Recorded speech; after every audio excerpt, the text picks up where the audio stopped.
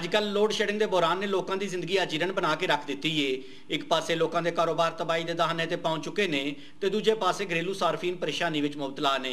उतों शदीद गर्मी भी अपना काम विखा रही है। गर्मी ते लोड शेडिंग के सताए हुए लोगों ने मंडी बहाउद्दीन में एहतजाजी रैली कड्ढी।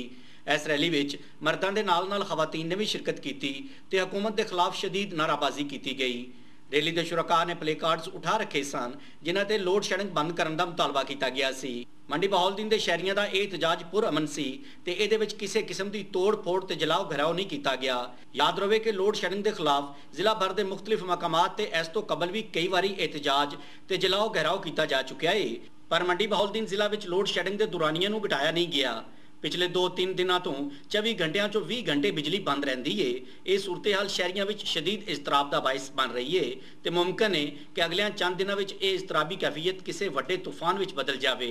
लिहाजा फौरी तौर पर इसलाए अहवाल वाल तवज्जो देने की जरूरत है। गैर एलानिया लोड शेडिंग के खात्मे वास्ते हुकूमती सतह पर मौसर इकदाम किए जान।